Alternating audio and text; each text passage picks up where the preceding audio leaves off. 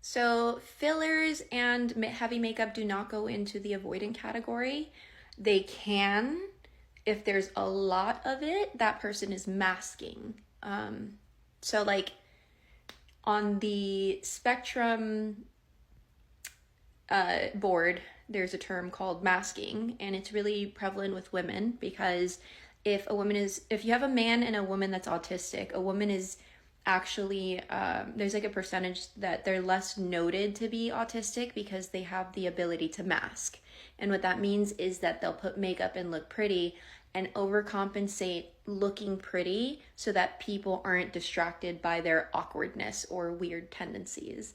Like Manic Pixie Dream Girl is a version of this. She's autistic. And most men idealize this version of Manic Pixie Dream Girl, not realizing what they're idealizing is actually an autistic girl. She's quirky and she's hot, but she's still quirky. And those quirks are just like things that are logical to them, high sensory, very emotional, but not emotional in the same way, thinking differently outside of the box, not like other girls. Like, so to answer the question, no, it would be the same and equivalent to a man wearing like lifts in his shoes. It's more of an insecurity thing rather than I'm an avoidant thing, if that makes sense. Let me think if there's something else. Yeah, so it really does have to do with like an insecurity thing. So the more masks that a person has on, the more insecure that they are. It's kind of the name of the game. I have a video that makes an example of this where I say that my mom shaved my head when I was a teenager because I said that I was really insecure. And we did it. It was a decision between both of us, so the internet can chill. But it actually worked because without this thing that was essentially masking me, I had to just be myself. Hair, makeup, the way we dress, when I have nails, don't have nails, jewelry, clothes, like all of these things are actually ways that not only do we express ourselves, but we also sometimes mask ourselves. And when we do too much of something where that becomes our identity as opposed to me, myself, and that's when you start seeing an insecure person that's masking.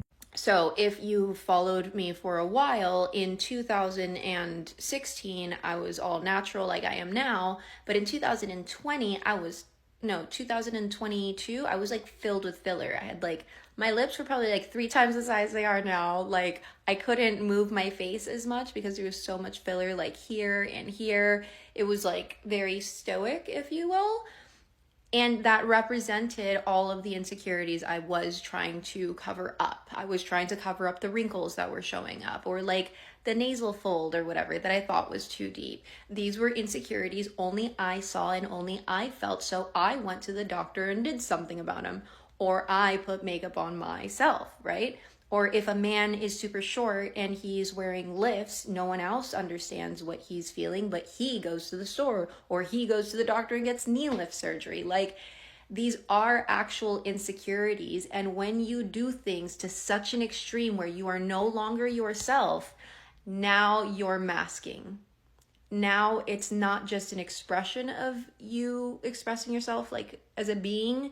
Now you're insecure and you're covering up. I mean, it's just where we are in today's society. I don't care either which way. Sometimes I mask and I'm feeling like ass. And like when I'm sick, I'm literally wearing so much makeup. I will have my hair done. I'm in a full glam outfit and my full makeup is done because I internally feel like ass. And somehow I'm getting through this workday. In that case, I am 1,000% masking. I'm not secure. I'm severely insecure, and I'm doing whatever I can to just get by. So when we talk about masking, secure, insecure, it does not necessarily mean that you're an insecure person and oh my God, you have all this work to do.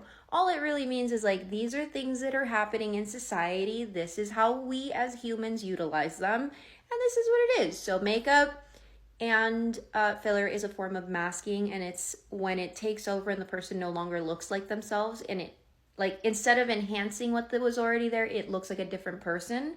that's masking, and that's an insecure person. So you're going to have a lot of emotional turmoil. You're going to have a lot of necessity to validate their feelings.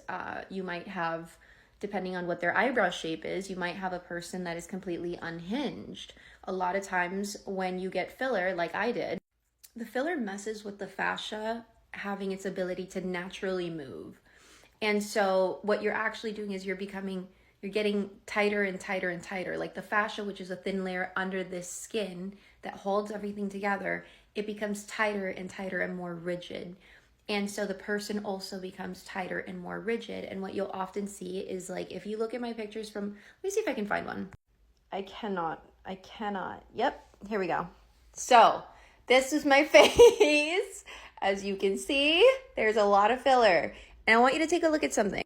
Look at the eyebrows now and then. This is not something that I like to say about myself, but during that time, I was not chill. I was having a really hard time. So this eyebrow stops at about here.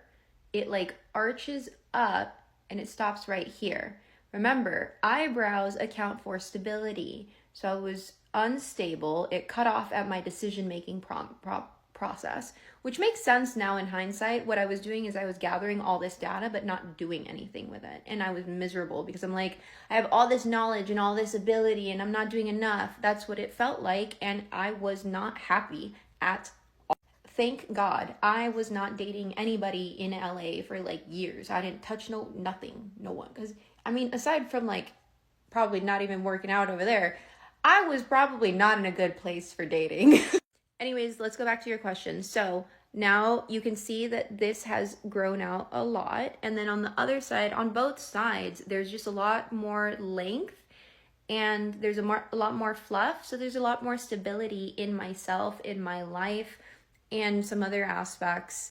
Aside from the no filler and the minimal makeup, that it's like, oh, here's my face. The other picture doesn't, I mean, it's still me, but there's so much filler, it looks like a version of me. It doesn't look like Anna anymore.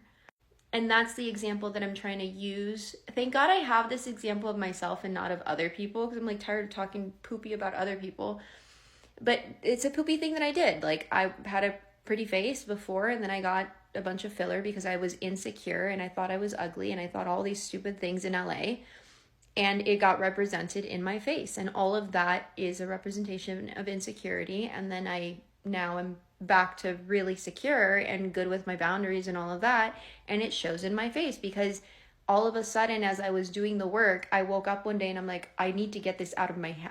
I can't breathe. It felt uncomfortable.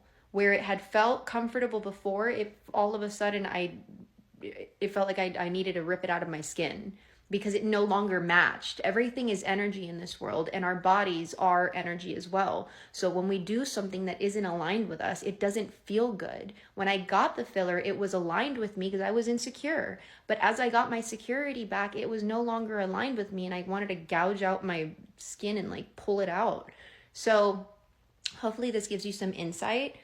It does not mean that women with filler are just spiteful and crazy and mean and ugly on the inside. It just means that sometimes they, like me, have some work to do on the inside, but it doesn't make them bad people. They're all very loving, and the cheeks are still there and the love is still there. Maybe I should have cut this short.